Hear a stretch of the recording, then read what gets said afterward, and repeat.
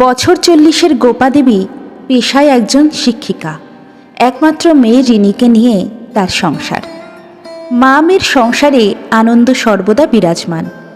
সকাল সকাল মেয়েকে ঘুম থেকে তুলে খাবার খাইয়ে টিউশনি পড়াতে পাঠান। তারপর রান্নার কাজে নিজেকে ব্যস্ত রাখেন। রিনি ফিরলে একসাথে খেয়ে রিনি নিজের স্কুলে আর গোপা দেবী নিজের স্কুলে। রিনির বেস্ট ফ্রেন্ড তার মা, সব শেয়ার করে সে তার মাকে।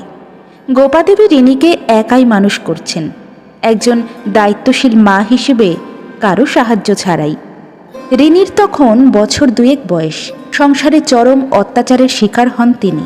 ভালোবেসেই বিয়ে করেছিলেন অখিলেশকে, কিন্তু বিয়ের কিছুদিন পরেই তার ভেতরের কুৎসিত রূপ বেরিয়ে আসে। চলে গালিগালাজ, শারীরিক নির্যাতন।